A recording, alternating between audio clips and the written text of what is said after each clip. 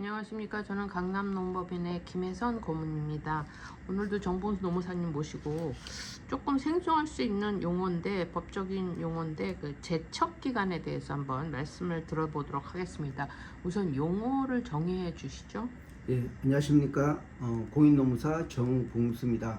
오늘은 제척기간과 제척기간에 관련된 사례에 대해서 설명드리겠습니다. 제척기간이라는 법에 정해져 있는 그 기간 내에 어떤 법적인 조치를 해야 되는데, 그 기간이 지나면 더 이상 법적으로 다툴 수 없는 그런 내용입니다. 근로기준법 28조에 보면은 근로자가 부당한 해고를 당한 경우에는 노동위원회에 부당해고 구제 신청을 할 수 있다, 이렇게 정해져 있습니다. 그래서 부당하게 해고 등을 당한 근로자는 3개월 이내에 노동위원회에 부당해고 구제 신청을 해야 됩니다. 만약에 그 기간 내에 신청을 하지 않으면은 이러한 청구가 바로 각하가 됩니다. 그래서 이 기간을 명심을 해야 됩니다. 그래서 이 관련된 사례가 오늘 아침에 있었습니다. 이 외국인 근로자였는데 전문직으로 일하다가 지난 10월 29일 날 해고됐다고, 이제 해고된 근로자하고 이 강남노법인에 찾아와서 뭐 이러한 부당해고 구제 신청하는 방법과 또 자기가 이길 수 있는 방법이, 이길 수 있는 확률이 어느 정도 되는지 이런 걸 다 확인한 다음에 그런 다음에 3개월 이내에 부당해고 구제 신청한다는 얘기를 듣고 저희 사무실에 다시 찾아오겠다고 하고 이제 간 근로자였습니다.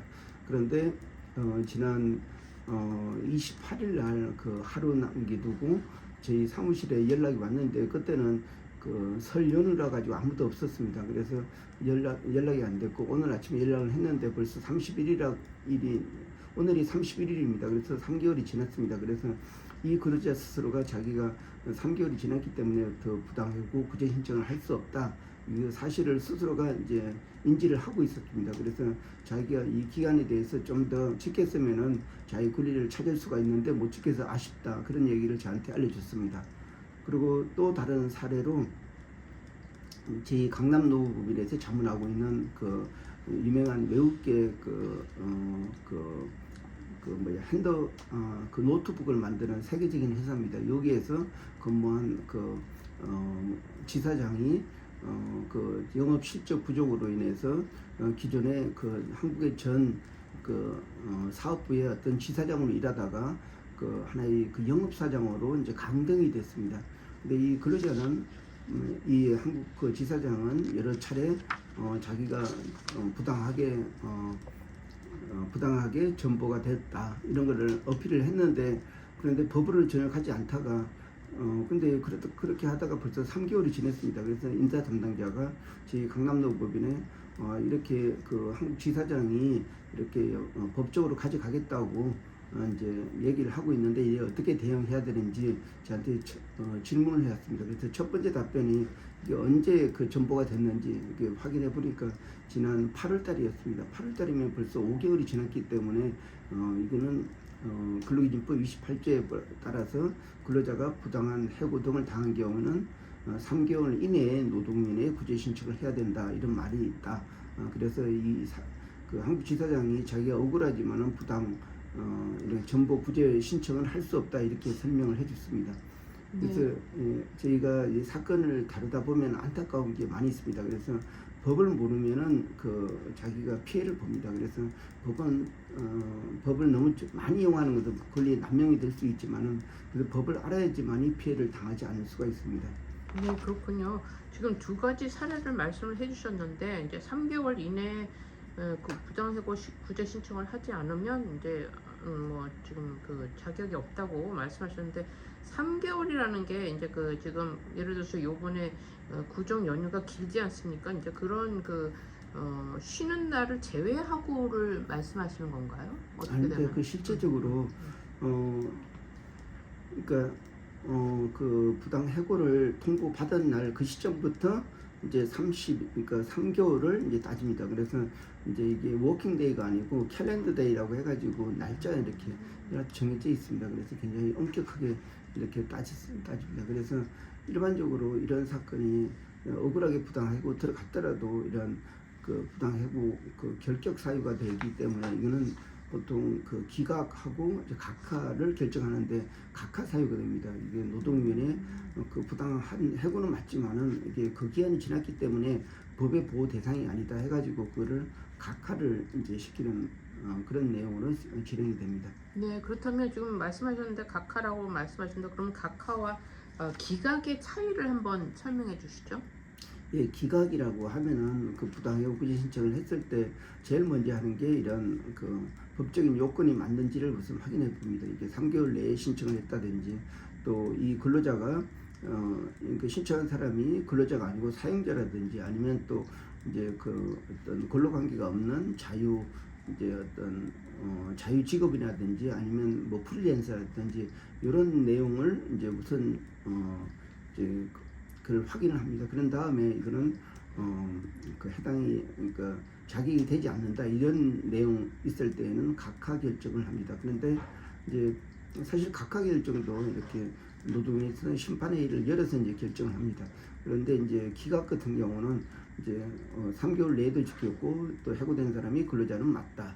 그러면 이제 이게 보통 이제 공익위원들이 노동위원회에서 판단할 때는 세 가지를 주고 판단하고 있습니다.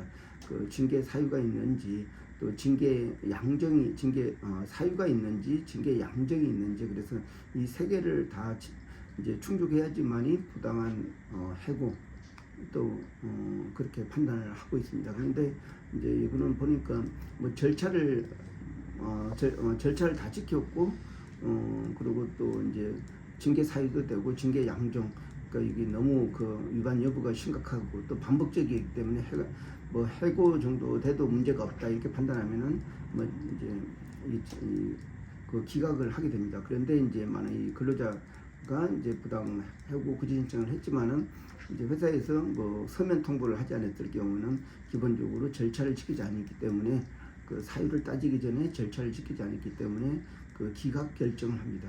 그래서 이제 기각 결정이라는 것은 부당 해고를 인용한다는 그런 내용으로 이제 그 명령서가 갑니다. 그래서 부당 해고가 인정이 되면은 이 해고는 부당한 해고로 인정한다. 그리고 그 기한 동안에 그 임금 상당액을 지급하고 그 즉시 그 기존에 일했던 그 장소로 복직시켜야 한다.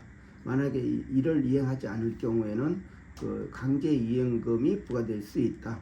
30일 내에 이를 이행하고 노동위원회에 보고하라. 뭐 그런 내용으로 이제 그 판정문이 나옵니다.